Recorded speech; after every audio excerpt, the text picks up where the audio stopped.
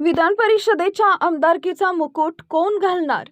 नुकत्याच झालेल्या नगरपालिका, महापालिका आणि जिल्हा परिषदेच्या निवडणुकीत भारतीय जनता पक्षानं सोलापूर जिल्ह्यात सर्वाधिक जागा जिंकून ऐतिहासिक कामगिरीची नोंद केली आहे. स्थानिक स्वराज्य संस्थांच्या निवडणुकीतील धवल यशानंतर जिल्ह्यातील नेते मंडळींची नजर आता विधान परिषदेकडे लागली आहे.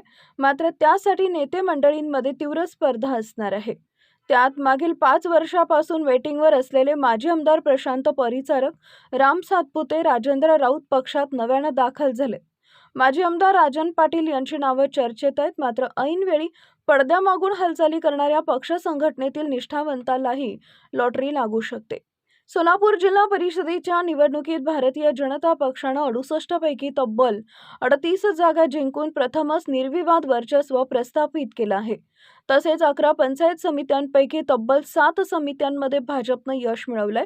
त्या अगोदर सोलापूर महापालिकेच्या निवडणुकीत तर भाजप नावाची तत्सुनामी आली होती. त्यात विरोधकांसह मित्रपक्षांचा धुव्वा उडवत भाजपनं 102 जागांपैकी 87 जागा मिळवल्या आहेत. त्यामुळे जिल्ह्यातील 2 मोठ्या संस्थांवरही भाजपनं एकहाती वर्चस्व राखलंय.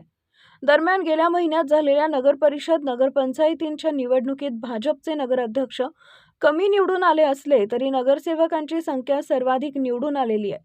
ती 130 पेक्षा जास्त आहे.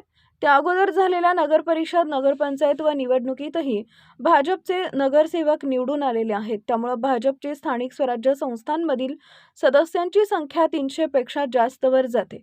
त्यामुळे विधान परिषदेच्या निवडणुकीत भाजपचं पारडं नक्कीच जड असणार आहे. मागील खेपेला या जागेवर माजी आमदार प्रशांत परिचारक हे निवडून आले होते. परिचारक हे पंढरपूर पोटनिवडणुकीत आणि 2024च्या सार्वत्रिक निवडणुकीत विधानसभेला इच्छुक होते. मात्र दोन्ही वेळा त्यांची समजूत काढून समाधान औताडे यांना उमेदवारी देण्यात आली होती. त्यावेळी तत्कालीन प्रदेश अध्यक्ष चंद्रशेखर बावनकुळे यांनी परिचारक लवकरच मंत्रिमंडळात दिसतील असं जाहीरपणे सांगितलं. त्यामुळे विधान परिषदेच्या उमेदवारीसाठी त्यांचा क्लेम पहिला असू शकतो. यासोबतच नव्यानंच पक्षात दाखल झालेले माजी आमदार राजेंद्र राऊत, माजी आमदार राजन पाटील, राम सातपुते, दिलीप माने यांनाही लॉटरी लागू शकते. पण त्यासाठी कोण कोणते पत्ते टाकणार यावर बरीच गणितं अवलंबून आहेत.